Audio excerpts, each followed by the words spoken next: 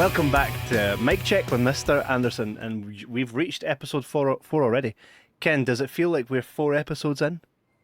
No, it's crazy. Like Kind that's of a just month. shot up. That's a full Right. month, Isn't it? That means And we've been talking now for about 2 months.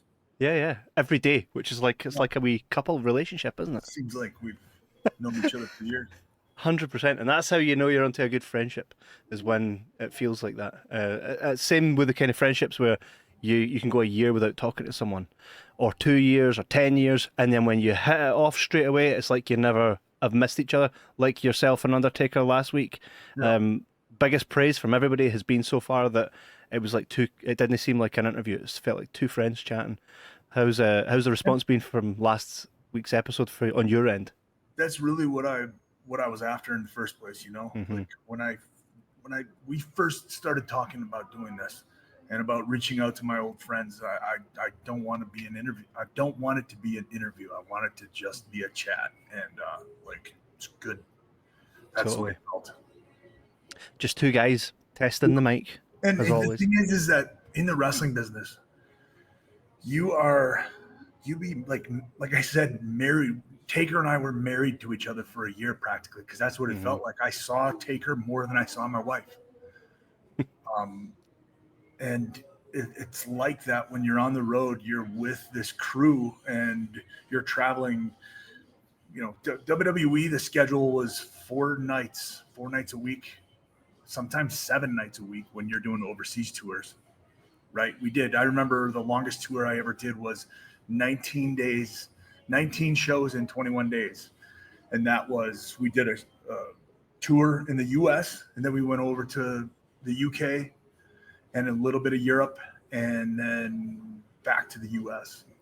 Just keep rolling. But the thing is that like you're with each other, and then somebody gets drafted over to the other show, or they get fired, or whatever. For whatever reason, you stop riding together, and you don't talk to each other at all for 5 years, 6 years, and then you connect, and it's just like. Yeah, I think part of growing up is really realizing that true friendships don't need daily phone calls. You know what I mean? That's what it is. And you know, I don't know how you guys managed to do 19 shows in 21 days, because I hurt just living. Do you know what I mean? Like, it hurts me just existing at the age of 33. So I can't imagine like the amount of pain you guys put yourself through for the show, doing that so often. You know, it's kind of a crazy existence, and you know, I remember having that. You get like a day and a half off every week, or 2 days off, and I would just crash on the couch for 8 hours. Nobody talked to me. Nobody touched me. Like, just because you're on all the time, whether you're not necessarily working that entire time, but you have to be up. So Stone Cold Steve Austin said that. He says when he gets home, you know, you're looking forward to spend time at home, but when you get home, you're ready to get back on the road. So it's like a crazy. This is one of the things that I'm glad wrestling podcasts exist for, because fans never really got to understand the life of a wrestler until wrestlers started talking about it, you know, which is crazy. And talking about life on the road and your journey so far, today we're taking a trip back to January 17th, 2010, which was your debut, Genesis 2010. TNA, I mean, I know we're going to talk about TNA so much throughout this podcast, but we thought it'd be interesting to go back to the start and talk about, you know, the lead up for leaving WWE, those 90 days, and then essentially the beginning of the journey of TNA. I still am a big flag waver for TNA. I remember the good days. I remember watching you show up on TNA and really enjoying it. And one thing that I went back and watched that full pay-per-view and was like, holy shit, TNA was so good at that time period. Like, I don't think people realize truly how good TNA actually was. And they might be right now, you know, they're at a point right now where people are like, we're rooting for TNA, because it wasn't like that forever. But at that time, I don't think we knew how good I don't think we appreciated how good we had TNA. Would you agree? Totally. And the roster was a great blend of TNA originals, WWE, ex-WWE people. Of course, yeah. That's, WWE and Sting, you know, and yeah. yeah, it was really good. It's a good mix because there's always, even now in AEW, anytime someone from WWE shows up, because there was a time in TNA where anybody shows up from WWE and instantly they would get the title type thing, and came to a point where even a lot of the, from what I was reading online, a lot of talent were like, you know, what does it say about the TNA if every time a WWE guy comes to the company, instantly they just shoot right ahead. And there, of course, there's two sides to that because, well, they bring a lot to the table, so you get a seat at the table when you do that, you know. When you were in WWE before you left, what was the perception of TNA? Because we always assume that this side will always be combative with this side, right? And of course, that has gone on. But from your perspective, when you were in the locker room, when you were like dialed in with WWE and TNA came up, was it talked about much? Was there, you know, like, I think Vince called it the TNA stink, which is quite out of order, like, but Well, there was that, like, WWE, The Office felt that way about it. You know, oh, they're TNA. They were at TNA, and so it was like they almost wouldn't push anybody that came over, or they yeah, just wouldn't hire people that came from TNA. But in the locker room, man, like, the boys are always happy for the boys. I of think course, this is another place for us to work, and that was a time period where WWE was pretty much it. You know, when I first started at WWE, TNA was there, but it wasn't. I think until like Kurt Angle went over, that they really started having the budget. Maybe yeah. I could be wrong. I don't know. Hey, it's Mr. Anderson, and if you're like me, you need to stay locked in, whether you're in the gym, gaming, or just grinding through the day. That's why I roll with Rogue Energy.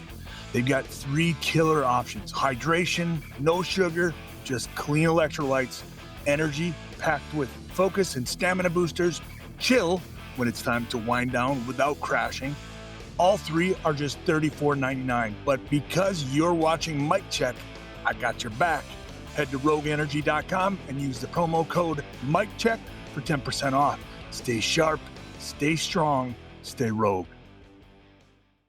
Before you went to TNA, how much were you keeping up with it? Were you invested? I really wasn't invested in anything outside of, we were, you know, like I said, 4 to 7 days a week. That was pretty much I was at the end of my bandwidth, so to speak. Really didn't watch wrestling, didn't talk about wrestling. I didn't even talk about our wrestling. Okay. So when you've seen guys like Kurt, like Christian, everyone else go across, I mean, what was the thought for you seeing them go across? Well, I knew that Kurt wouldn't go there for pennies, so I knew that there was another option, another alternative out there to make some money. And ultimately, that's why we get in the wrestling business. I mean, yeah, we love it, but it's business. We're here to make money. So it's nice to be able to see that, like, hey, there is some money over there. You know, they had Kurt, Sting, and then they started, you know, Hogan and Bischoff and Flair, and for a while there, it was the roster there was crazy. When I first got to TNA, it was you had Kevin Nash, Scott Hall, X-Pac, AJ Styles, Jeff Hardy, AJ, Samoa Matt. Joe, Kurt, Flair. Sting, Flair, Mick Foley. Beer money. Yeah, it was a hefty, like, when you add all that up, that's a pretty big budget. Totally.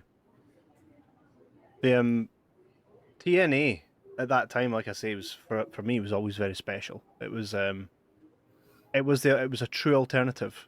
Straight away when you flick the channel, not only did you see different style of wrestling, but you actually saw a different wrestling ring.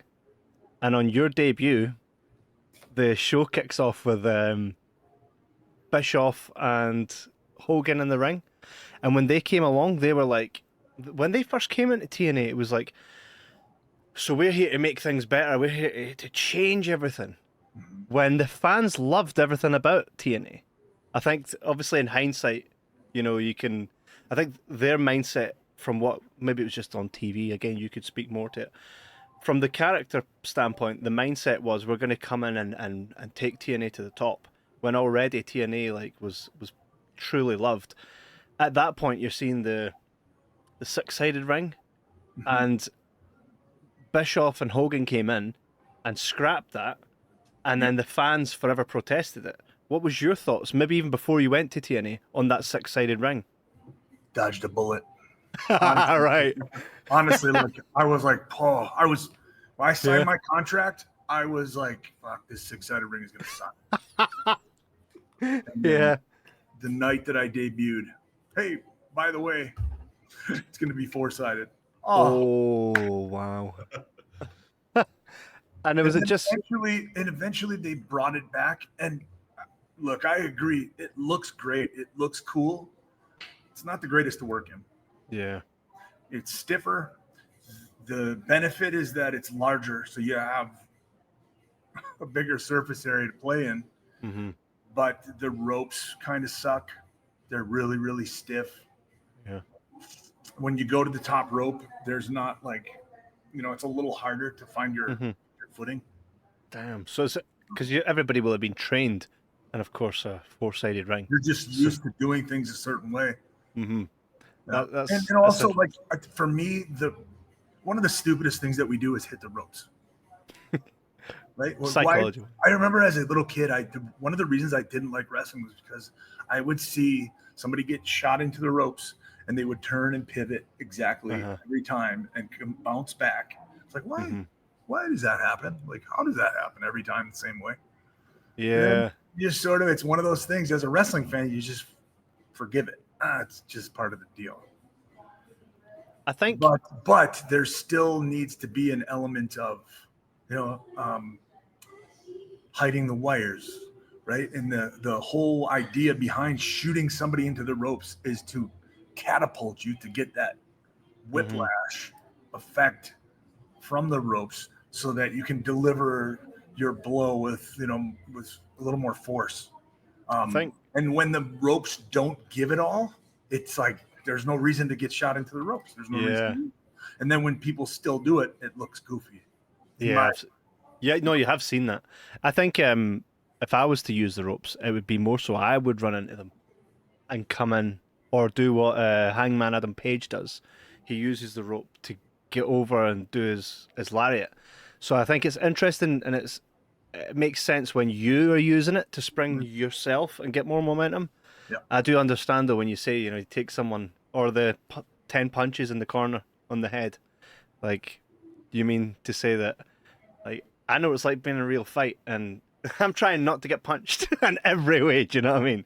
And so totally, I understand that, and I think even at the TNA at the time, the style. And I remember when we first started chatting, you said, when I said to you the style was different, and you said, how was it different? And I explained to you that TNA's style of wrestling, it was almost like formulaic, where WWE had the same type of matches. It's like just their matches had the same formula, just in different places. But then when you went and watched TNA, it was completely different. It's like, it reminded me of very early Attitude Era, where people were just, the way in which they put it was also more story driven. The wrestling was more story driven. You think TNA was more story driven? Wrestling wise, yeah. In that era of time. 100%. Within the ring. Like the matches, like when you go back and watch your Last Ride match with The Undertaker, that's full story. Yeah. Complete story. Inside the ring and outside. And I think TNA at that time was doing a better job of inside the ring telling story than what WWE was, in my opinion. Would you say, Connor?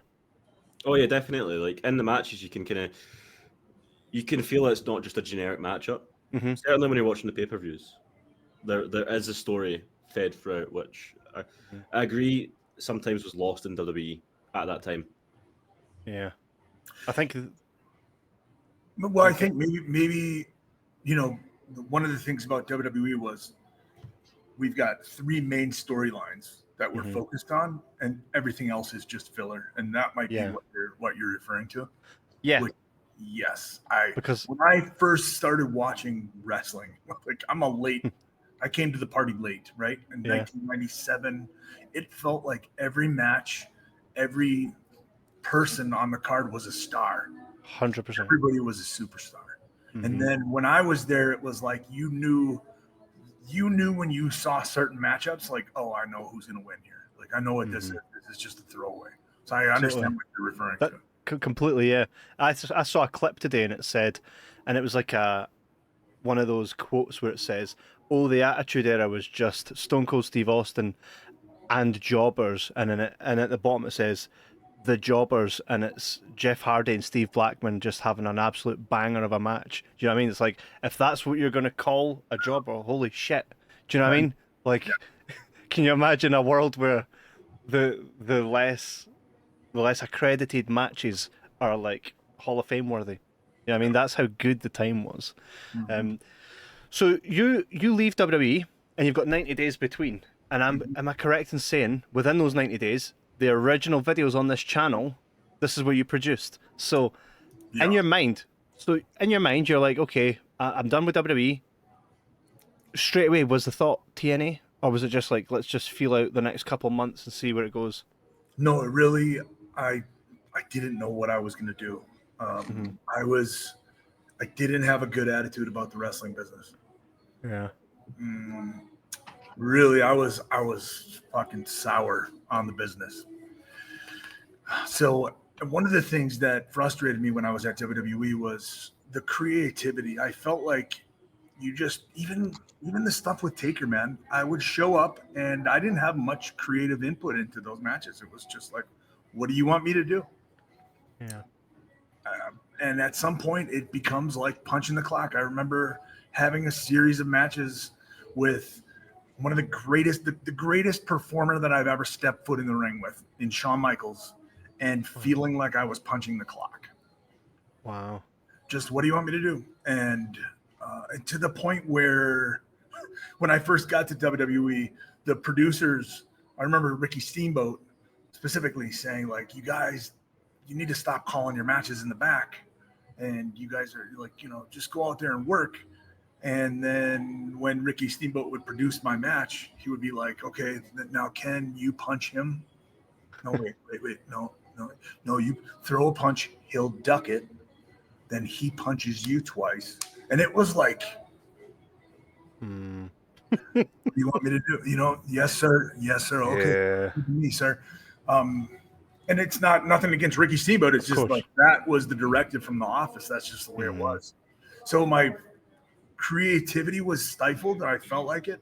So this was an opportunity for me to be creative, kind of a little like thumb my nose at WWE a little bit.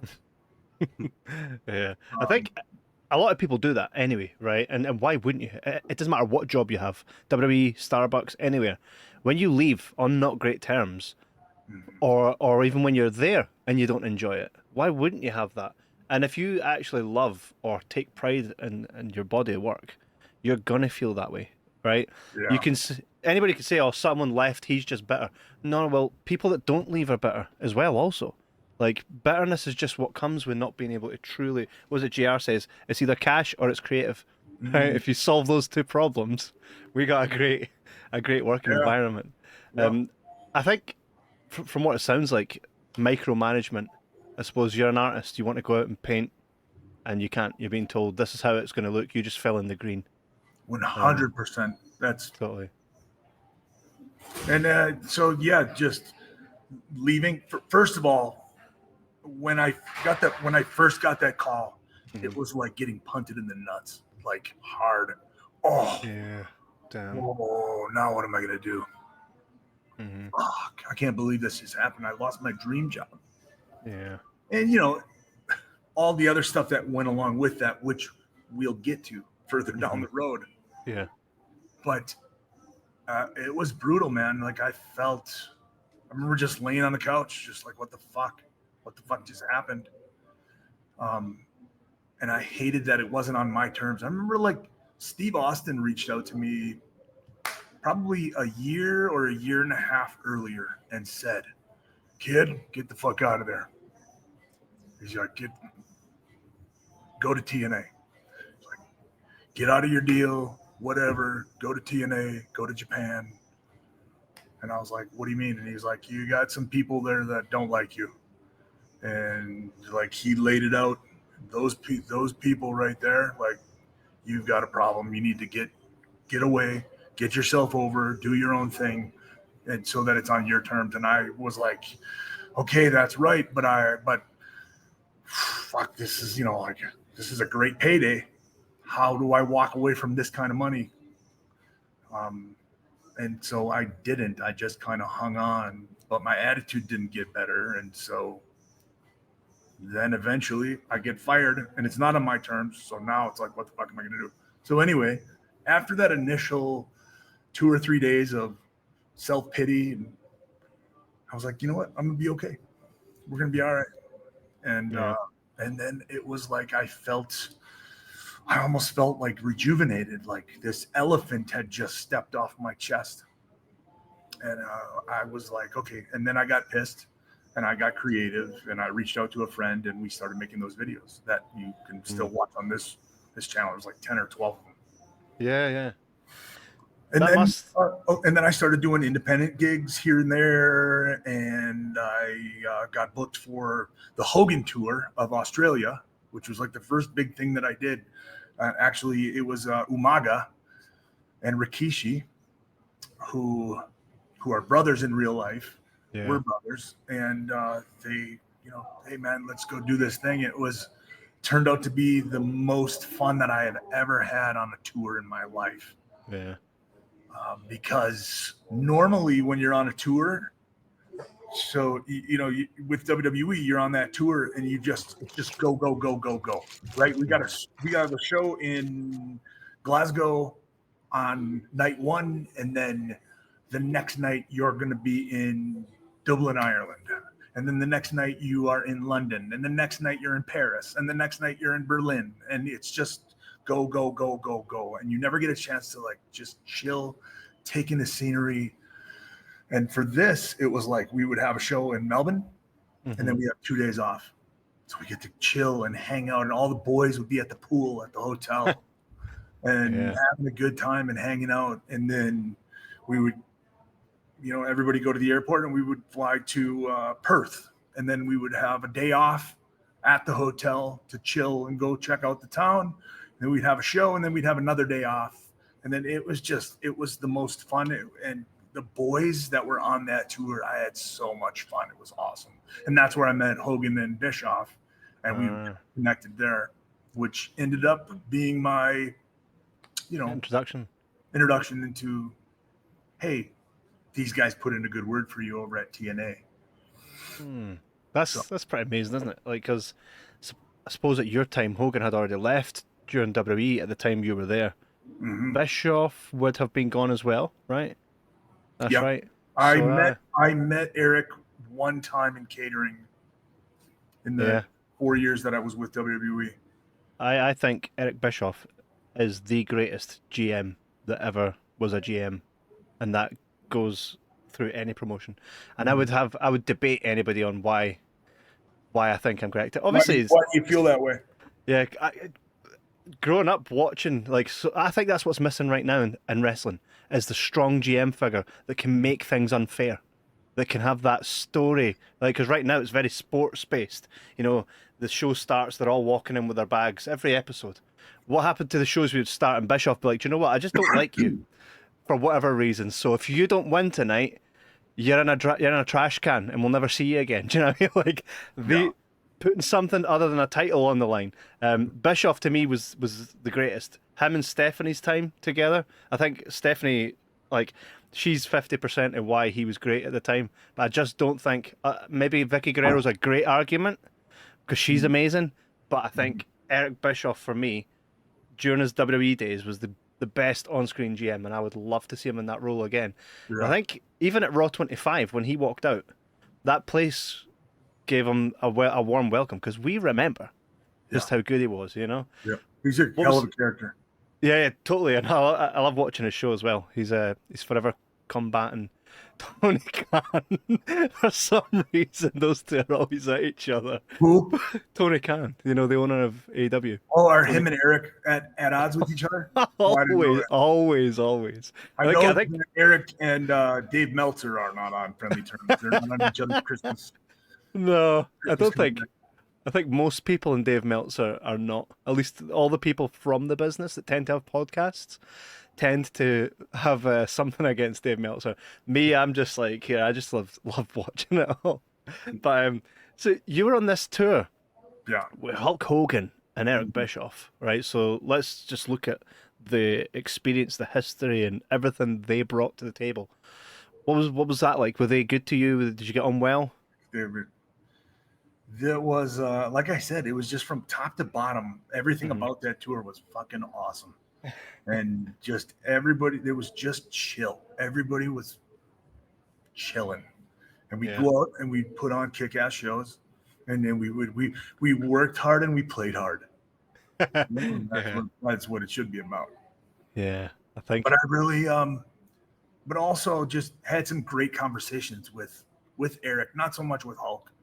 I had some great conversations just about where I was, my frustrations with WWE, and he could see that, and I feel like he understood me fully.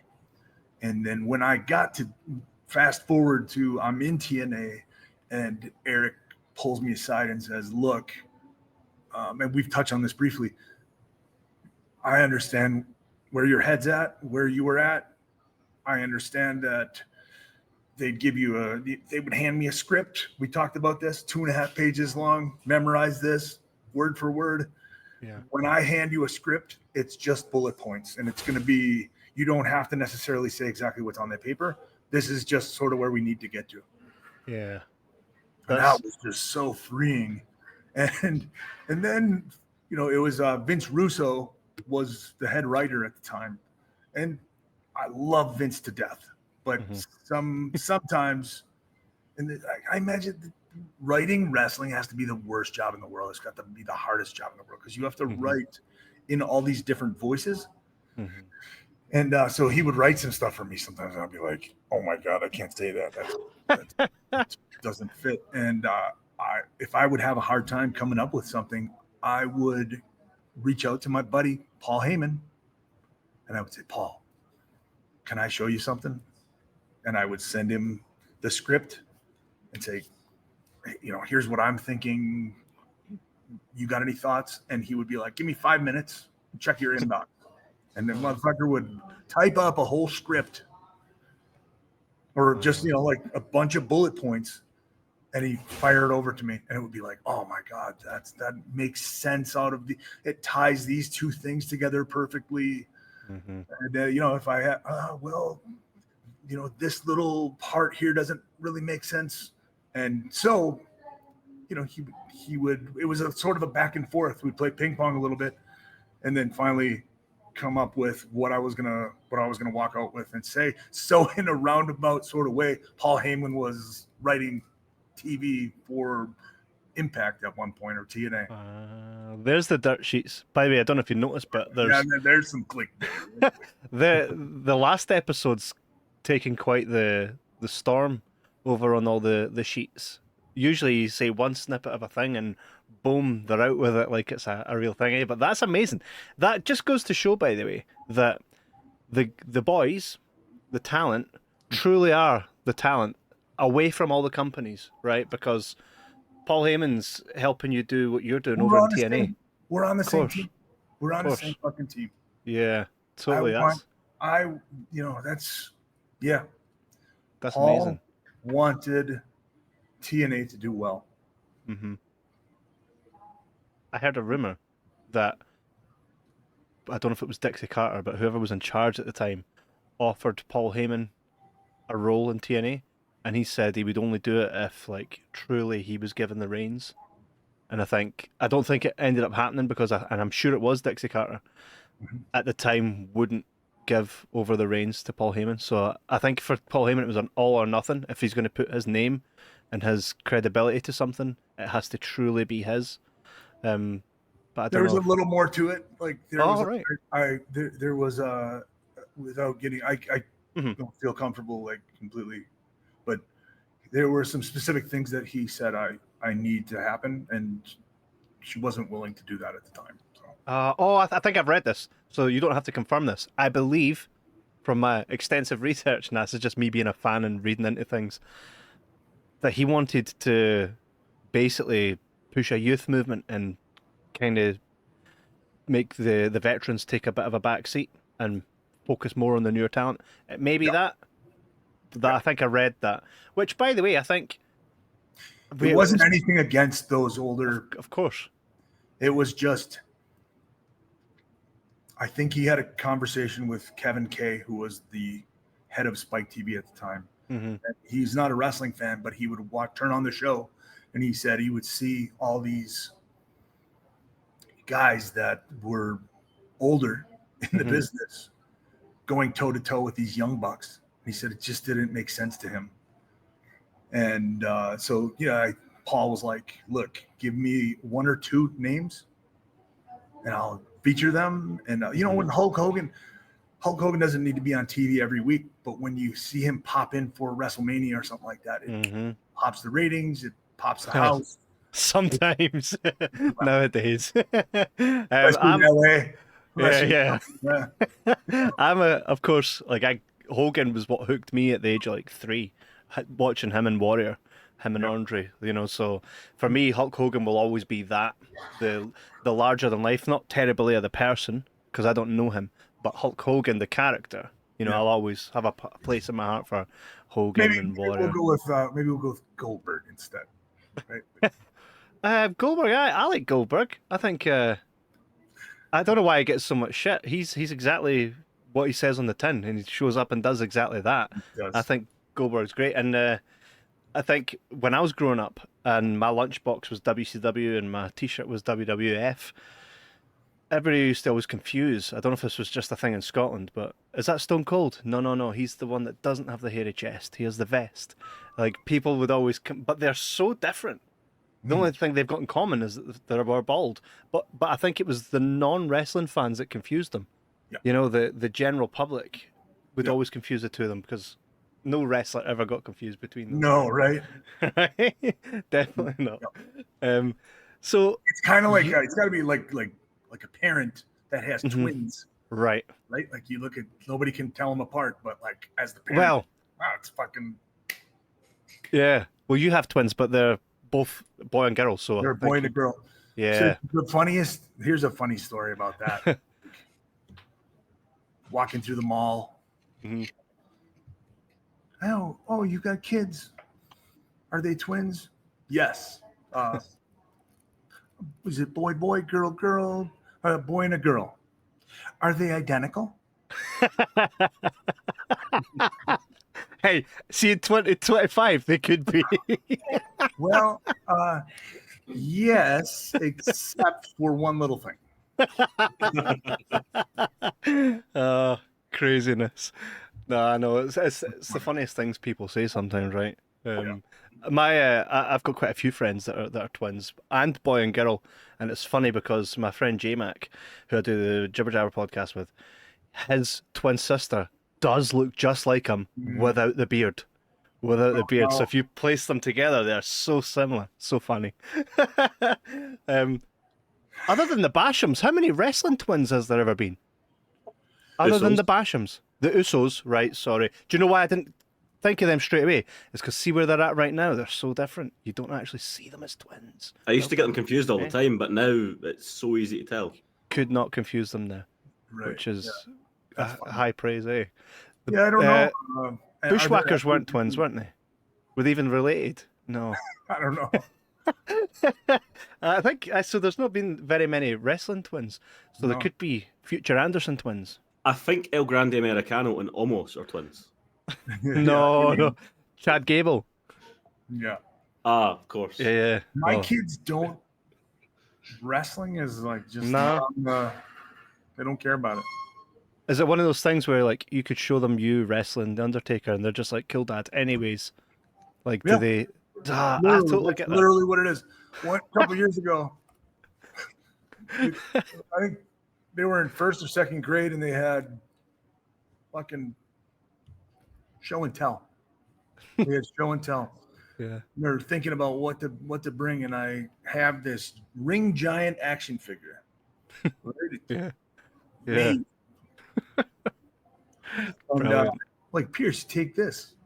Yeah. You know, what other kids got a dad has an action figure, right? And he Yeah. was like, no, I don't want to take that, Dad. No, thank you. And I just thought, like, it was tough to take. That's craziness, isn't it? Because you always assume, like, I think That'll be awesome. Yeah, this is my dad. Hey. No, thank you. that's excellent. We Last always year, Uh-huh. Prescott asked me. Prescott is our daughter. Mhm. Prescott asked me, Dad, because she likes it in the sense that, like, Dad's a celebrity, so Mhm. she gets a little clout with the kids. Yeah. So she was telling her students or her friends in class. So she asked, "Can you sign autographs for them?" Yeah, Wow. sure. It was like 22 of them or something. She comes home with like a list. Yeah. So I signed them all, and then Pierce was like, "I don't want to do that, Dad. No, thank you." He didn't even wait for me to ask. He was like, "No, thank you, Dad. In advance, I don't want to do that." That's excellent. There's a feud in the future, right? There's a feud in the future. If he ever does decide to get in wrestling, it's long-term storytelling right here. This will be part of the video package. It's funny, yeah, right. It's You funny just never because, know. like, it could be. I didn't like wrestling as a kid. He could be just like me, where one Mhm. day he just happens to turn on the TV, or I'm watching something, and he goes, "Hey, that's actually kind of cool," and then Gets the bug. falls in love. Yeah. Yeah. My dad's a mad fisher. He fishes all the time. I just was never into it. He loves what we call football. You would call it soccer. Loves it. I actually am so far apart from that. I loved wrestling growing up, and he still to this day. When I turned TNA on at his house many years ago, he went, Hulk Hogan's still, surely he's no still in wrestling, right? That was because to him, that was that was when I was a child. He's like, Yeah, no way. Yeah. So far apart, you know, I could never fish, and I don't think I'll ever get the bug. So it just goes to show, even if your dad is Mr. Kennedy, sometimes it just our paths take us other ways, eh? Because we always truly, I think, whether it's a parent, right, and I think when you have kids, it's more so it changes from trying to you want to do something to show your parents, look, I done this. But then when you have kids, you're like, fuck them. Here, kids, look what I done. You know, I think it changes. But you know, Mr. Kennedy's days not behind him. You know, we're only getting started, and so there's plenty of time for your kids to be like, I think this might be something that I'd like to take to the school kids. Yeah. 100%. The so you'd left at this time TNA, and I think I saw a wee interview where not TNA, sorry, you'd left WWE, and at this point, I always thought it was Tommy Dreamer because he wasn't actually there at the time, was he? Terry Taylor gave you was it just a phone call? Was it after the tour then? You come home from the Hogan tour. To be honest, that whole time period is sort of fuzzy for me, but I'm sure that it was Terry Taylor, and it was just hey, we'd like to bring you in if you're interested. Here's what we're offering you. And there really wasn't much of a negotiation. It wasn't a great contract. You know, it was a significant pay cut from what I was receiving at WWE. Yeah. But it was like, if I'm going to do this, I'm going to have to go in and prove myself. And so that's really what it was. It was, you know, the one thing that I was able to do was to get my, you know, it was, I got a decent salary. It wasn't anything crazy, but it also wasn't terrible. I could live on it. But I was also able to get my rental cars and my hotels paid for, which is unheard of in the business. That's just one thing that at WWE, the talent pays for all that stuff. Yeah. Which I think when people hear about that, it kind of shocks them. I think. It shocked me when I first heard about that. When I first went into wrestling training, I learned so much from the people that were already years in what you call the business. And I remember them saying, you know, I remember saying to the guy that was taking us, that was training us how to wrestle, I says, you're good at wrestling, you're teaching us. Why the hell are you not in wrestling? He's like, oh, because I've got kids. And I thought, wrestlers have kids? He's like, yeah, but I want to see them. You know, he says, I will miss my kids growing up. He says, I did want to become a wrestler. I had kids. And it's at that point you choose, unless you can make it work, because it's no... And then they're like, you know, you have to pay these things yourself. I think Tony Khan right now is the only person, like, it's the only company, if you go to AEW, I think, like, the red carpet, the way that people are treated there. I know Maven had done his backstage stuff with AEW, where he went and he filmed, and he said that, you know, speaking to everybody about, he goes up to a wrestler and he was like, just confirm this for me, like, everything's paid for you, it's done for you, to the point you just show up, you get your ticket, you go, and it's there. He's so good. He in a sense, maybe pushing the hand of WWE to start being more, and I think it is like that now there, based on what's being said. It is, I can imagine, because I can't remember which wrestler it was, talking about, you know, this does seem like a great amount of money that you get with this contract, but then you've got to look at, okay, you rent the car, you've got to, and I know that there was a lot of people in the wrestling business that saved Owen Hart, Mick Foley notoriously would, you know, wear the same clothes, get the cheapest hotels, get a bag of free popcorn from concessions. You've heard that story? I have, yes, I have. That's an amazing story. It's Triple H actually told it, where he watched Mick Foley like shower and then use his t-shirt as a towel and then put it back on it and just went, And so we always assume that if you see someone on TV and they're famous, that of course, but there's also a darker side to that. So the contracts, that's something that always fascinates me, and I know a lot of them are BS, because I've sent some to you and you were laughing at them, right? But I think some of them from WCW were actually quite accurate, where they release people's contract terms, and that Hogan's was a great read. But what does a contract look like? And this probably goes for your time in WWE and TNA.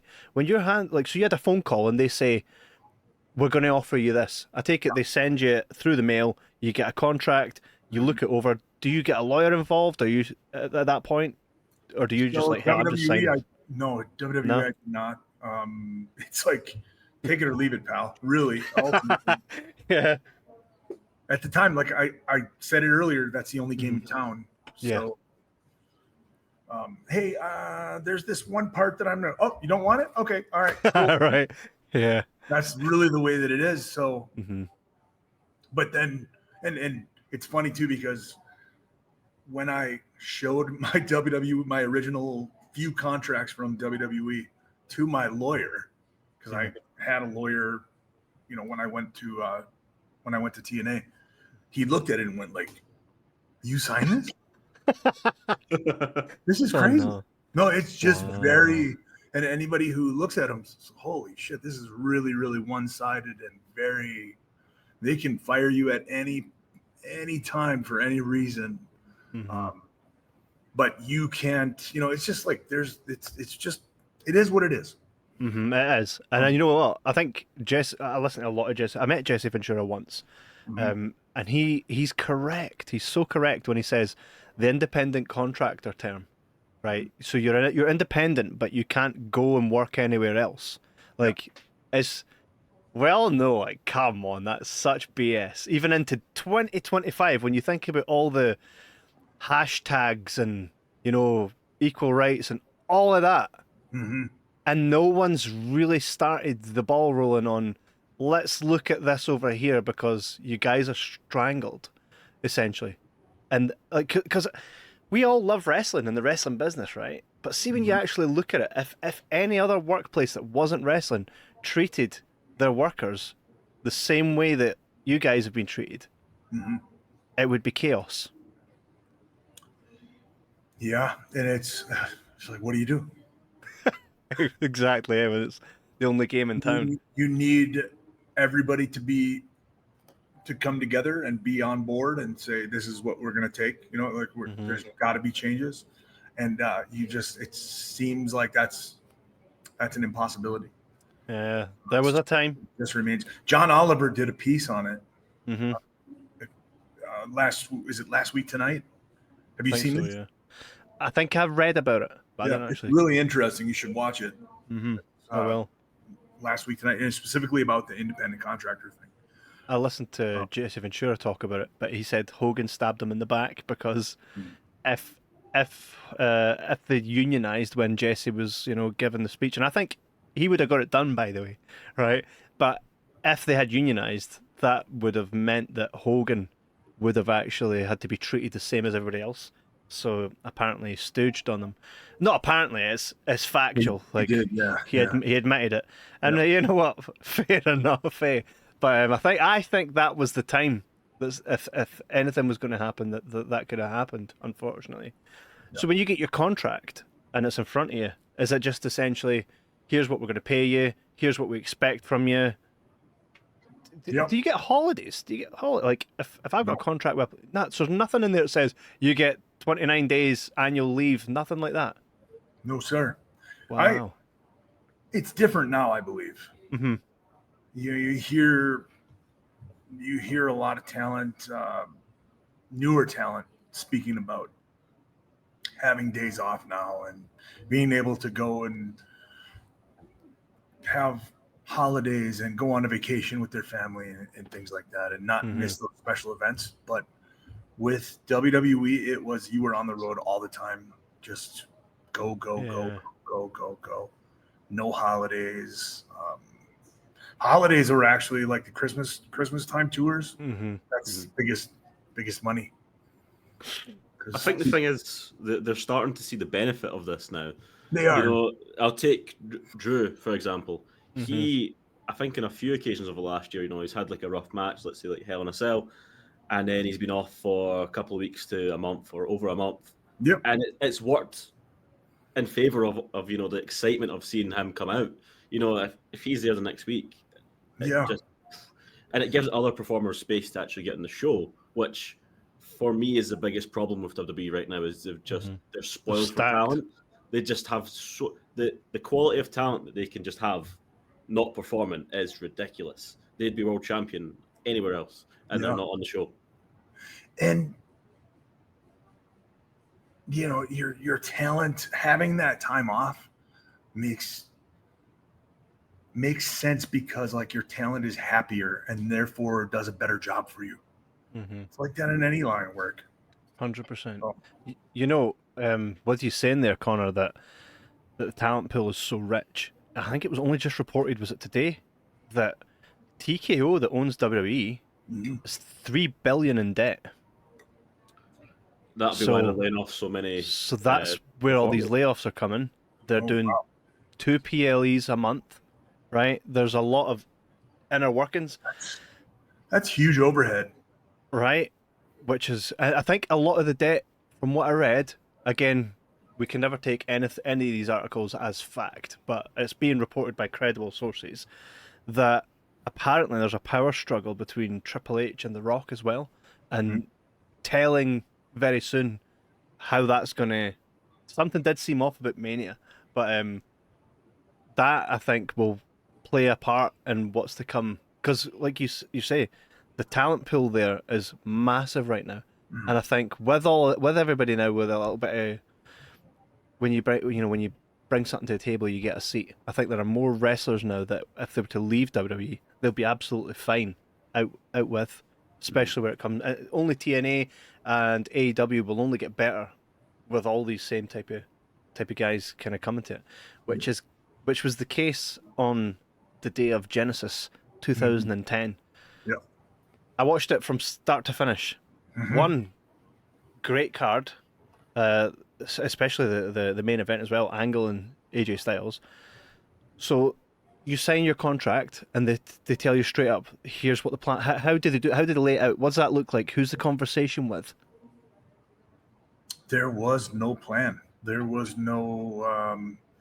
It was, I believe, a few days before I got a phone call from Terry, and Terry said, "You're going to work with Abyss," and kind of sort of laid out the scenario. Not a whole lot of creative direction. Not really sure. We're just going to plug you in, and away we go.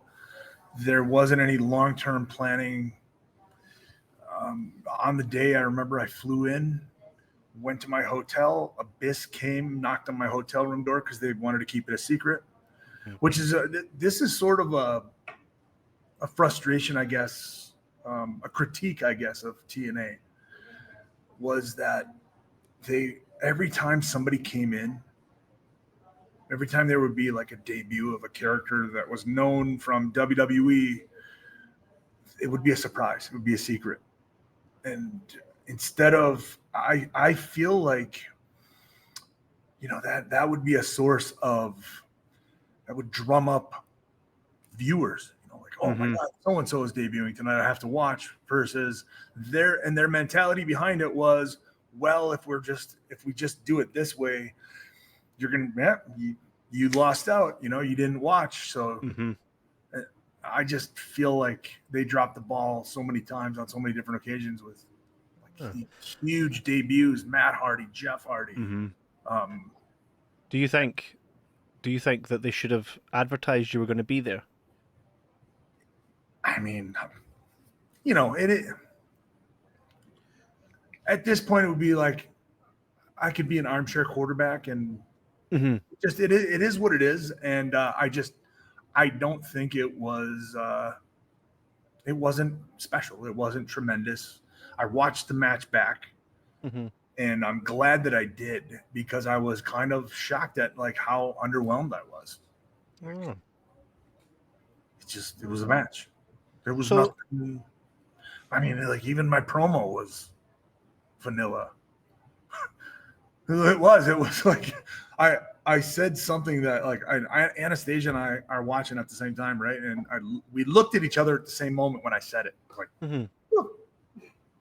it was like I said, I've read your Twitters and your Facebooks. Like, I sound like me trying to speak my kid's brain rot. Right. Right. Like, who says read your Twitters? Like, that's not even like the right lingo. So it was just like this. I read your tweets. Yeah, exactly. Right. I didn't fucking say that right. Like, well, the thing is, if you didn't have any clear direction and they're saying, we're just going to plug you in, what can really be expected of you at that point? I still think that I could have wrapped my brain around a better promo than what I delivered. Like, off memory, when I think back to that, had I not watched it recently, when I think back to that, the standout parts for me was where you almost bait the whole audience into shouting Kennedy. And you do it so well, perfect timing, and then you didn't even go for it. You went, Mister, and they all shouted Kennedy, and you just stopped, and you were really good at doing that, batting the ball back and forth with the audience. So when I think about it as a moment, I don't remember the Twitter stuff. Do you know what I mean? I don't remember that. I just remember very boldly you standing there. I'm here in TNA, and the name change. You know what I mean? So as a fan, I hope that makes you feel better. So that's good. That's great. But as the performer, as an artist, I feel like, and I critique my students all the time, and I'm very hard on them, and I'm very particular. I'm also very particular with my own stuff too. I can't help it, but I watch my own stuff and I pick it apart, and I think that's how you become better. Yeah. Well, I can imagine. The thing as well, Abyss beat up Bobby Lashley, right? So it's a good job that he done that. Otherwise, you're planned. Do you know what I mean? That part for me, I was like, oh, okay. So they were foreshadowing you coming because was it Hogan says it's not what TNA can do for you, but it's what you can do for TNA, which is a Kennedy quote, right? I didn't catch that. Did you not? Did you No, not? I didn't even catch Right. That's a Kennedy quote. There we go. So they foreshadowed you coming Yeah. before Bobby Lashley got done in. So imagine if Bobby Lashley didn't get beat up. So that part to me was kind of the smallest part of a disconnect, because I was like, well, what were you going to do then if you weren't going to come in and take part? It's a good job on that day you showed up when Bobby Lashley was going to get his head kicked in. You know what I mean? For me, that was the only part where I was like, oh, but that's nothing to do with your performance. Mm-hmm. Those are just wee things that maybe even I think I look into it too much. But if you could have chosen how you would have debuted that day, what would you have done if it was given to you to decide? I think the same thing. I think it could have even been the same opponent. Just like a little more storyline. Like it was just a one-off. It was just a match. There was like no, other than me hitting with the brass knucks, which just didn't make any sense anyways, other than me being it was just like, I'm a bad guy. Bad guys do this, they cheat. You know what I mean? There was no like reason behind it. Like, why did I use the brass knucks? Like, there has to be a good reason why people do things in wrestling. I mean, I have a good reason for why you would use it. Don't just choke somebody because bad guys choke. Like, you choke somebody because like you get frustrated in the moment. You fucking, like you just lose your head for a second. Totally. Oh, sorry. Oops. I didn't mean to do that. Yeah. Does that make sense? Of course. Yeah. I would say though. Well, bad guys they nut shot people and they hit people with brass knucks and they throw powder in their face. Nobody's done that in a while, right? The old salt in the eyes. The thing is though, I would say it made perfect sense for you hitting Abyss with the brass knucks because he's Abyss. He's fucking huge and he's a monster. Yeah. So if a guy, if you got a glass window and a dude comes up to your door and he looks like a fucking monster, even if you can fight, you're like, right, what can I grab to assure that I beat this guy's ass? So that would make sense subconsciously as to why you would use brass knucks, because he's a fucking monster. So even still, I think that we should have told that story more effectively throughout, where I hit him with this, doesn't work. I hit him with that, it doesn't work. I hit him with this, it doesn't work.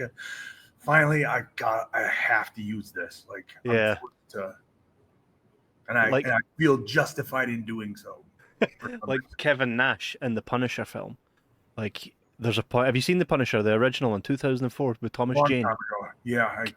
Kevin Nash plays a big Russian guy, and no matter what, he just won't fucking die. So it's like, you as a viewer, you're watching this fight going on, and you're just like, you're all automatically in your mind, you're like, how would I do it? Like, how are you're gonna have to cut his head off or something? You know what I mean? Yeah. And I think that's exactly what you're referring to. If more of that was played, early on, your character in TNA, from my memories, it was for a good wee while, because I remember watching a promo with you backstage, and it's like you were talking to the camera and you were walking, and you were saying, you want to tell me what to do. That didn't go well to the last guy that tried to do it. Obviously, we know who you're talking about.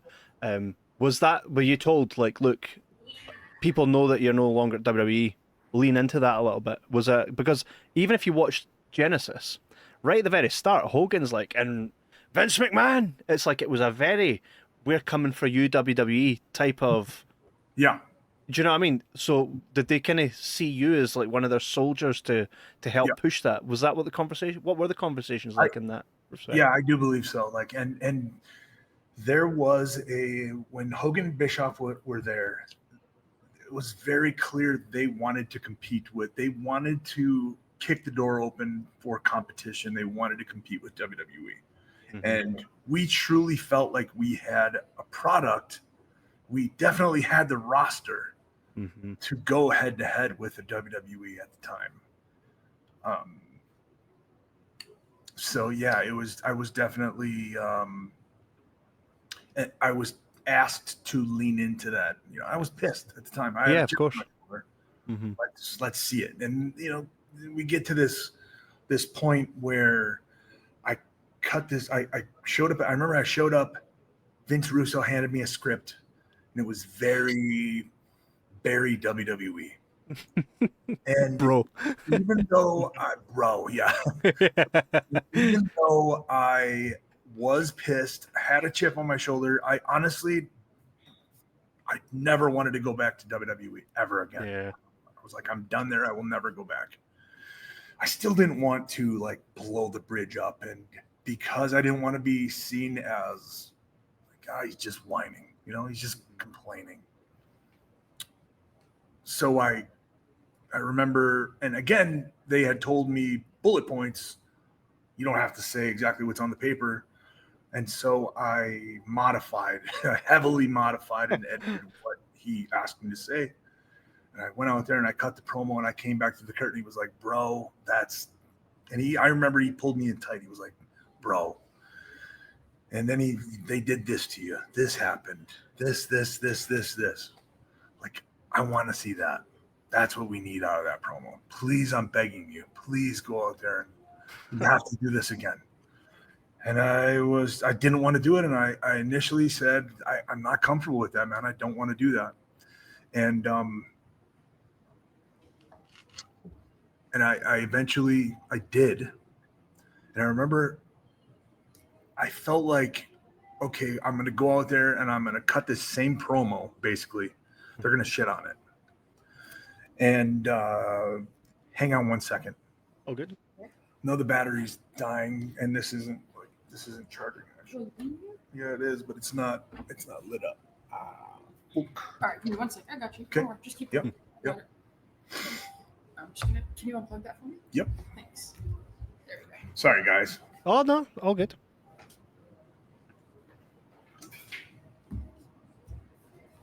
Shouldn't be a problem to just snip that, right? Oh, of course, mate. No, all good. Even if I can't snip it, like for continuity, I just add something in anyway, and then it flawlessly goes. I probably cut things out that you don't even notice in the episodes previous, but I do it so smooth that you don't even see, and you probably don't remember. This is good. Yeah, hell yeah. That's bueno. You are. Whoa. Is Anastasia okay? She almost died. The things we do for love. Yeah. Yes. Sorry. Here we go. Will that still charge and That'll be okay now? Okay. That'll be totally fine. Perfect. So yeah. So I didn't want to do it, right? And he finally convinced me, and I said, well, they're gonna shit on this if I go out there and cut the same promo again. So I actually went out and I said, like, I'll just be honest with them. And I said, hey, folks, normally what you see is one take. However, this is a taped show, and I need you guys to play along with me, basically. And I smartened them up, and I said, oh, every once in a while we have to do a second take. This is take 2. So please just help me out here. And they were like, yeah, we're part of it. We're part of the deal. Yeah. You know, it reminded me of like the old WCW had the applause now, boo here. Uh-huh. Right? Yeah. So I cut that promo, and it, to me, again, watching it, I cringe. I fucking hate it. I hate that promo. I hate that he convinced me to go out there and do it, because it does sound like I'm just whining to me. But they really, they wanted me to sort of lean into that the whole way. I mean, what's the end goal in a company? You know what I mean? What is what? You know, I'm gonna be fighting AJ Styles because I'm raging at Vince McMahon. You know, I think I saw Paul Heyman talk about when he buried Vince McMahon on that SmackDown. Yeah. Vince said, "Draw me money." Yeah. And then he kept asking him throughout the day, you sure you don't want to know what I'm going to say? Does it draw me money? Yep. That's all I care about. Yeah. And he even said, like, there's an art behind burying. You can't just bury for the sake of getting some shit off your chest. It's got to, okay, how do we move forward and make money out of this? Yeah. So, and I felt like that particular promo didn't really play into a bigger, larger storyline.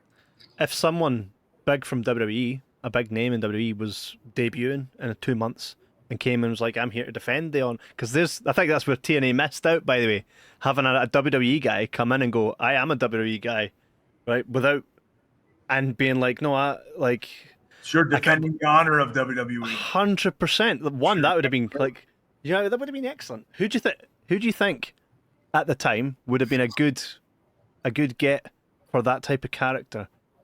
Even if they weren't free, say they're still in WWE now. I think The Miz. He would have been excellent, right? Yeah. That would have been something. We can always guest book. What's that? Is that no dream book, isn't it? Randy. Sure, that's a thing. Randy. Do you know, Randy's such a he's built into the fabric of WWE. You couldn't actually believe that he would leave or be let go. Do you know what I mean? Because he's so. I don't see him joining any other wrestling company ever. And I know we've seen stars like Edge, people that you thought were lifers, decide. Yeah. I don't see it with Randy Orton.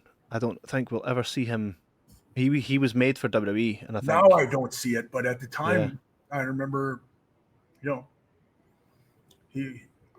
rode with him for a year. Like, there was talks, like, because there were things that everybody was frustrated about in WWE. Everybody. And he would be like, I'm fucking, Yeah. He would have gone to TNA had the circumstances been. Well, I think, according to many sources, he was a handful. So I think, in his earlier years, I think it, if it was ever going to happen, it would have happened then. Yeah. But there's something to be said about people that leave and bet on themselves. The guys like, Drew was released, but he can tell you himself that was probably the best thing that ever happened to him. Yeah. Cody Rhodes. I remember an interview straight away when Cody had left, and I was watching him do like a live stream. He was just sitting with a whiskey and his dog, and this was before, really before he really started to make waves on the indies. And he was like, I sat with like 3 other people, and all 3 of us were like, after tonight, we're fucking out. Right? It's like they watched him leave. He was the only one that went through it. Yep. You know what I mean? So I think it's very bold, and there's no shock that Cody's where he's at right now, because I think that fearless sense of adventure to know that you're worth more and to really take on the world and prove it. And that's, if there's anything, like, I wish I had taken Steve's advice. And I wish that I had done it. I wish I had gone out on my own terms. How different do you think things would be today if that was the case? I mean, you can never truly know. Obviously, you can. There's no way. Because this is what happened, and you just have to keep rolling. Mm-hmm. Do you think you jumping ship made other people think about doing so as well? Or do you think a case of, if you had went a year earlier, others might have followed? Yeah, I don't think there was anybody that was like, oh, the air is fine over there now. It was just like, it was always, unfortunately, this is the backup, right? Mm-hmm. Yeah. WWE is the goal, and when that goal is no longer possible, and here's the reality is that everybody always gets fired eventually. Mm-hmm. Oh, so-and-so got fired. You got fired? Yes, literally, with that exception of 5 people, everybody gets fired at one point. That's so true. The nature. And it's unfortunate as well. Like, some of the people that get fired do their absolute fucking best. Like, how can you get fired? Right? I understand it. Industry, and it's just like it's got to keep rolling. You got to keep it fresh. Mm-hmm. I understand that. But sometimes, like, from a fan perspective here. Like, there are days where you look at your phone and you see a list of names that have been released, and you're like, what? You're just like, are they? Because hey, there's the Office, there's the wrestlers, and then there's us. Do you know what I mean? And I've seen me stay, because if Americans get annoyed at what's on their TV, fair enough. But I'm going to say that we the people from UK have even more of a right to be annoyed, because we have to stay up for that shit. We have to go a full day, and then we stay up into the next day to watch programming, right? Sure. So see if we do that, and then there's a pay-per-view that comes on, and we're like so hyped for it, and it just underdelivers. I'm like, I'm no fucking staying up again. I'm not watching the next one. Do you know what I mean? And it takes us a while to come back to watching it. Write it. Well, tell everybody I'm never doing it again. I'm never doing it. A lot of people do that. I choose not. I'm not saying you. No, no. Yeah. But the majority of wrestling fans do. For example, I don't know why, like, Charlotte Flair gets so much, like, for her, seems to be personal digs all the time, which is so, like, I'm of the mind that you don't say anything online in a comment that you wouldn't say to someone's face, right? And I have no desire to do that to any person, let alone someone that's living their dream job. You know what I mean? That's where we separate. That's as the performer, as the person that's been on the wrong side of that. Yeah. It's like people forget the humanity involved. 100%. These are actually real human beings with feelings and families, and a lot more going on than the 10 minutes that you get to see, that we 100%. Allow you to see every week. That's sort of like frustrating. And then the other thing is that oftentimes, so I said this earlier, like, I stopped reading dirt sheets. At one point, I remember, like, I was pulling my hair. I was losing my mind reading the dirt sheets. It was making me so mad, and I was getting pulled in, and it was just like, sometimes the things that people would say was like, I would agree with. Yeah. Yes, I agree. Like, oh, Kennedy did this. That's stupid. Doesn't make any sense. Whatever. Like, yes, I agree. But fucking my boss told me, hey, we're going to have you do this. You know, Vince says, tonight I want you to ride to the ring on a unicycle, juggling chainsaws, wearing a pink tutu. You've got a decision to make. Totally, I think. And if you say no, right, that's okay. You can say no. And then somebody else will do the same thing, and then you'll be out. You know, it's Stevie Richards. No, I'm not going to do that. All right, you can go home. But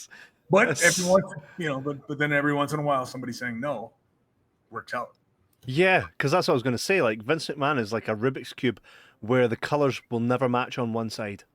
From what I've read. You can never know. You know, it is a dice roll. It really is. Yeah. Let's see if this works today. No. Remember, here's a funny one. For weeks, Vince was like, God damn it. Come here. You know, you got to come back to the... I need you to smile more, damn it. Smile. You're a baby face. So I would be like, okay. And then I would go out, and next week I would cut my promo and come back to the curtain, and I'd go, and you go, God damn it. Smile. You're not smiling enough. So then you go out again the next week, a little more. Still not good enough. So finally I went out one week, and I was like, I'm from the time I hit, I went in, did my whole thing. I look ridiculous. Look at this. Like, I got Vaseline on my teeth. And I came through the curtain, and I went, and he goes, God damn it, stop smiling so much. That must be so frustrating, the complete micromanagement. I swear I don't think that was a rib. I think sometimes things like that, like he just does it to. Let me see what I can do here. Let me see how far I can push it. Oh man, Force feed yourself. that is ridiculous. Because when you think of it, Shelton Benjamin told me, like, hey, a couple months later we were talking, and he's like, he hit me with the same thing. it's quite interesting that like I think if I was to sit next to Vince McMahon, I think his humor and my humor are quite similar in the sense. Like, don't get me wrong, there's stuff he does on like that he's had on TV where I wouldn't laugh, like having Stevie Richards wearing pants, like ladies' pants and all that, and dressed up as a woman, like pushing a little kid down the stairs in a fucking wheelchair or something like that. Like, not that kind of. No, not that type of stuff, but like telling you to smile, right? And have Mr. Kennedy walking it like, like that type of stuff. Like, hi guys, that kind of stuff. I think that there's humor to be had, but the thing is, though, I think the humor's, and I suppose I would be the same. The humor's only for him. Do you know what I mean? Like to the rest of the world, it's like, why is this guy smiling? He's just popping himself. He's doing it to entertain himself. One time we were on our way to Iraq. Yeah. A C-17 transport plane, which is a big open, like they drive tanks on and shit, right? Like they fly it over. So we're on the back. It's the whole crew. It's all the wrestlers, the crew guys, camera guys, the ring, everything. Yeah. Set, everything. Wow. To go over and entertain the troops. We're like 12, 13, 14 hours into this really long flight. And I'm kind of like in and out of sleep, sitting in the seat, and I open my eyes and I see Vince McMahon, fucking 65-year-old billionaire, low crawling with a bag of these hard candies. You know, like those buttermints that you get that your grandma has in her dish that kind of suck, but they're kind of good. He's got those tucked underneath his, and he's fucking crawling around and he's pulling them out, and he'd see somebody like, and then fucking dive down, and then they whatever, go back to sleep, and then he back to it, like just over and over again. That is insane when you think of it. Like, that's Vince McMahon, right? It's awesome. Like funny stuff like that, right? Well, I can imagine. He's just doing that to pop himself. At that point, everybody was asleep. Do you think, though, like that's his way of kind of... Because they say, like, if you're a boss, you should never cross the line between a boss and a friend. Do you think that's his way of kind of fitting in with the guys, kind of? The boys, he used to be one of the boys. Like, everybody that was around in the 80s, 90s, like he used to party with the boys on a regular basis. And then I think he got screwed a couple times, and then he started pulling himself back and being more where he had to separate the two. But there's still that side of him that wants to be. Yeah. He's still, that's still in there. I can imagine. That's that's insane. What was the difference like when you got to TNA? That's when Dixie Carter was there, right? Was she? Yeah. She was a head honcho. What was your experience like working with her? How does she differ from? Obviously, we have our perception of how she differs from Vince McMahon, but in your perspective, how does she differ from Vince? She was great to work with. Very, very pleasant, sweet lady. The whole family was fantastic to work with. Her husband did some of the music. I think he was like the T-shirt guy and stuff. Nice. They wore a bunch of little hats behind the scenes. But she would delegate. Mm-hmm. So she wasn't really into the creative, or ultimately, I guess somebody would go to her and say like, hey, are we cool with this? Like, if talent acquisition, I'm sure that they didn't just make those decisions without her, but But she would leave most of that stuff up to whoever was in charge at the time. When I got there, it was Eric and Hogan who were largely in charge of, and you know, they had the reins on creative, you know, talent relations, merchandise, all that stuff. And then fast forward, Bruce Pritchard came in and he took over those reins. And then after a while, he was out, and I believe Big John Gaborik was the next one to come in. And so it was like she would just sort of hand the reins over to those people. All right. Whereas Vince was very, very hands-on. He had the ultimate say on everything. You know, they'd have to go in and get everything approved through Vince. Down to, I remember when it would be time for me to get a new T-shirt, I would get the T-shirt guy would give me Joe Hickey was his name. He would give me like 30 designs, and he would say pick from. So I would come up with an idea, and I'd give it to him, and then he would go and do his magic, and he'd come back with like literally 30 designs, and I'd look through them and pick out 3 of them, my top 3, and you know, and then I would circle whatever was my favorite out of that lot, and then that had to be approved through Vince, and I never had a problem with it. It was never like, you know, usually my design was always like whatever I had picked, but ultimately he had to go to Vince and go like, this is what Kennedy picked. Is this okay? Yep, I'm cool with that. So she was.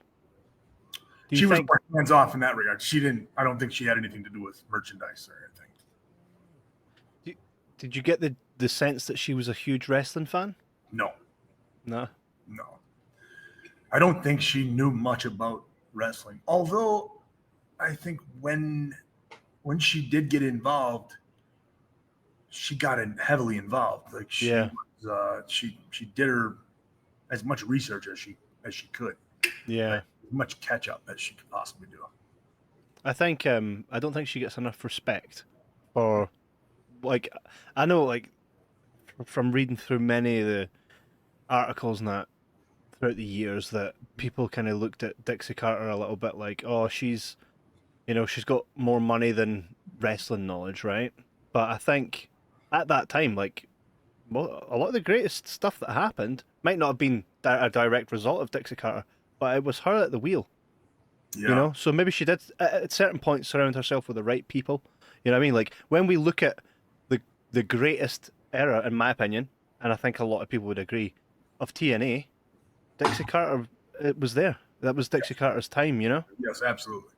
I love Dixie Carter. I thought she was fantastic to work with. My frustrations that I had were more with the company, and that wasn't necessarily, like I said, she would delegate. She sort of like, you know, and so any frustrations that I had were not necessarily with her. Yeah. She was a dream to work with. She was a great boss. Yeah. You know, there was a time she cared about. I remember that, you know, like that we were talking earlier about Paul Heyman, that discussion that he had with her. And where he said, like, we need to get rid of a bunch of these guys that can't wrestle anymore necessarily. And her response to that was, they've done nothing to deserve to be fired. Yeah. Which is a sweet, it's, of course, it's human. But it boils down to, like, it's very human of her, right? But it's business. Yeah. You got to do the uncomfortable thing for business. Yeah, totally. I think there was a time when EC3 showed up in WWE. I always thought, how cool would it be, right, after Dixie had left, EC3 had left, Royal Rumble, 5, 4, 3, 2, 1, and she walks out with EC3. That'd be great. Fucking awesome, right? That would be fantastic. Purely. And, like, sometimes there's ideas that just, as an idea, sound so fucking good. Why would someone like Vince McMahon not entertain that? She's probably never thought of it. Somebody probably never brought it to him. I'm sure that if presented the way that you just presented that, knowing Vince, yeah, let's do that. Yeah. Does it draw me money? Well, why wouldn't it? Imagine EC3 shows up in WWE with Dixie Carter by his side, and they bring some of the TNA stink, and they're here to say, you know what, for a long time you guys thought of us as a bad smell. Well, we're here to show you why that's incorrect in a sense. I thought people would love that. The TNA, the people that love and appreciate TNA would love that, and I think that would. You know how they talk about the forbidden door now, and it's wide open with TNA and WWE, right? Yeah, I think that would have been a great time back then for that to essentially be what, we would have got it a lot earlier before AEW done it. I just thought that would be amazing at the time. I don't think Dixie Carter would have been against that. She enjoyed, from what it seems, to be on TV. Yeah. I think, and that's another good thing about the time where you showed up in Genesis. And I've said this to Connor many times, that sometimes wrestling does just need an on-screen, like the GMs that exist right now, Adam Pearce and Nick Aldis. All they do now is show up during the war of words between someone and go, well, we're going to make this a match tonight. That is it. Or they'll say, tonight Drew McIntyre's here because of the transfer window. What fucking transfer window? Go and explain the rules. They're not really characters. Right, so they're tools, they're utensils. Yeah. But I'm like, imagine if Adam Pearce and Nick Aldis, both wrestlers, decided, I'm going to turn, like they did with Eric Bischoff and Stephanie. Raw's the better brand, SmackDown's the better brand. It was a beautiful time. And I think, even if they had one, right, just give us a character that can show up, decide that this is the way it's going to be, with no rhyme or reason, purely based on how they feel that day. Yeah. And then you'll get some interesting stories from that, Yeah. I think and that's what was prevalent during Genesis, as it opened up with Eric Bischoff goes backstage and fires Mike Tenay and brings in Christy Hemme on that day.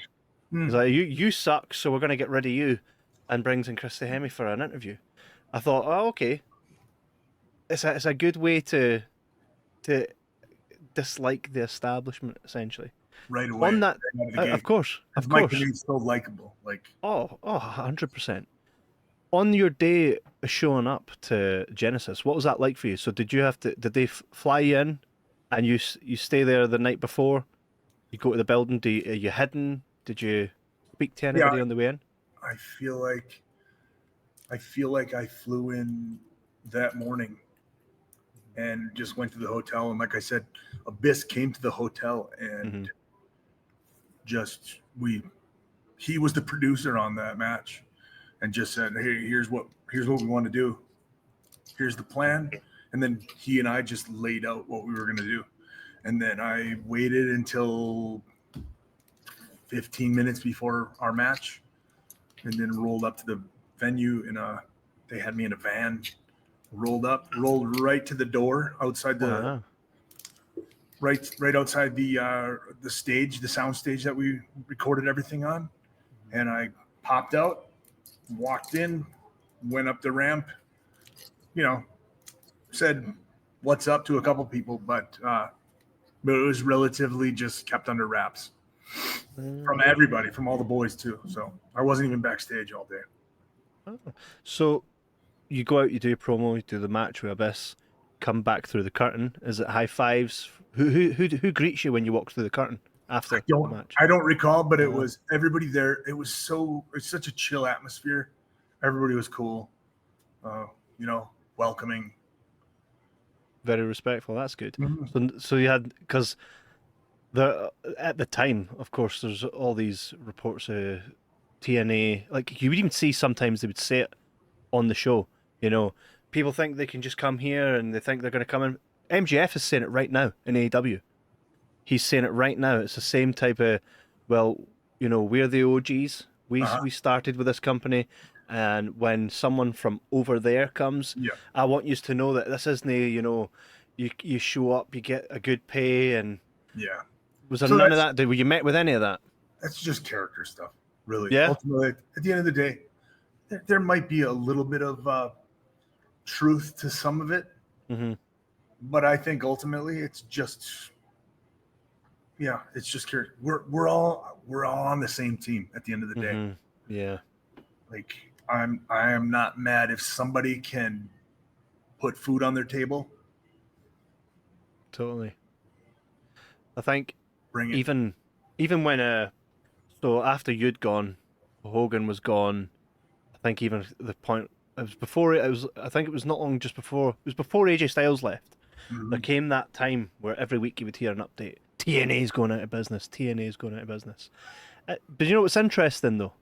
At that point, that's when you really see the stars of WWE were like this isn't good for anybody. You listen to all the podcasts, and all the guys that were on WWE's side of the coin, they were like, no, let's not. You know what I mean? Here we go. You're all good. Hang on a second here. They're just going outside. Sorry, guys. No, hey, it's not an issue. They were making very little noise anyway. 40 minutes over 5 o'clock. Yeah, right. We're not doing a game night. We're just gonna have people pass through. That's pretty cool. Yeah. So there we go.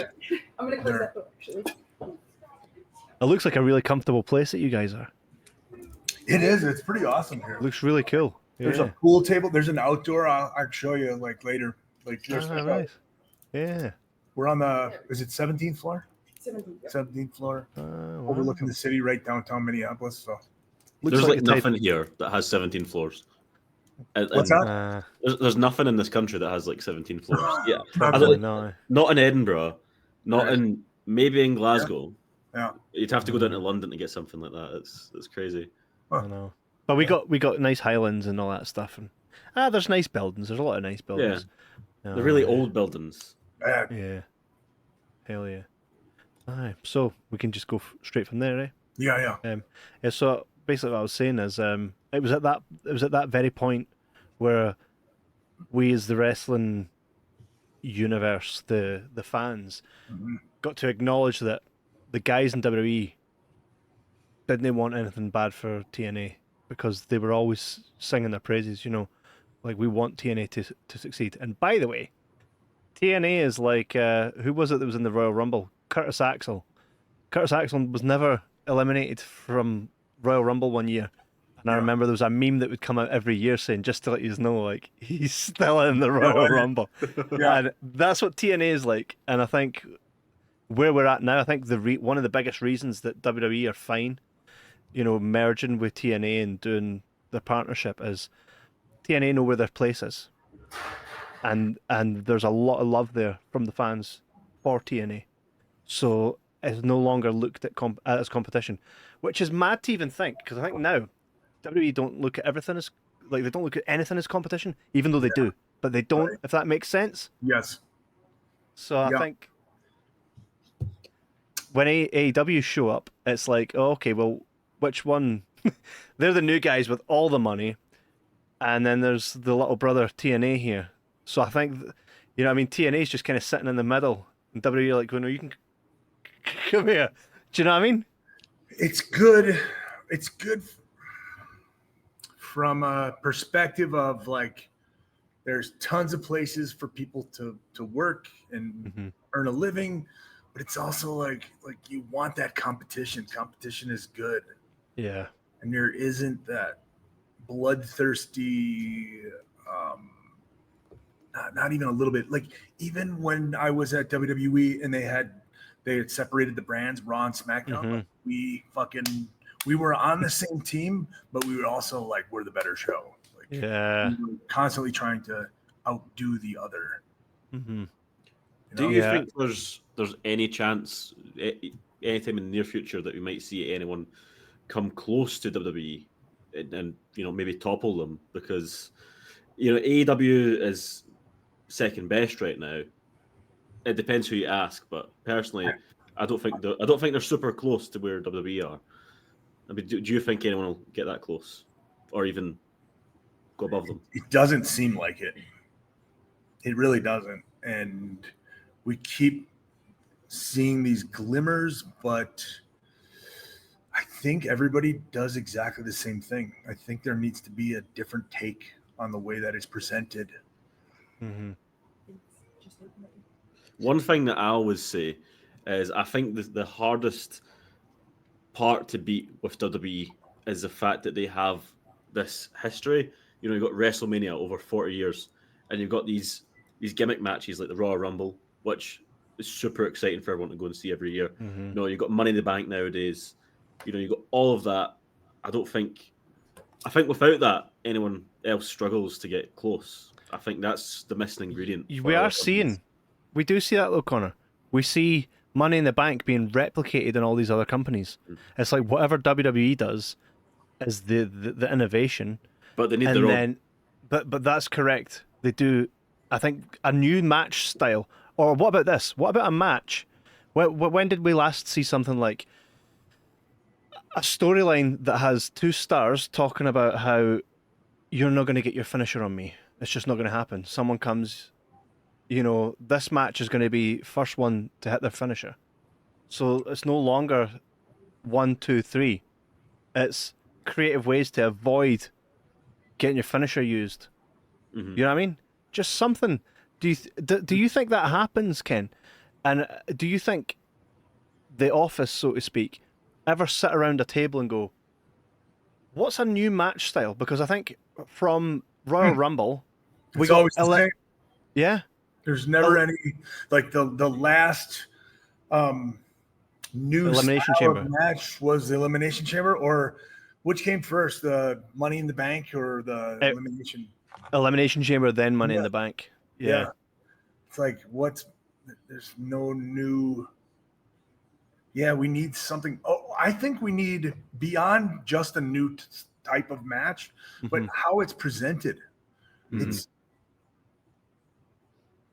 It's like I feel like WWE has the money to be able to put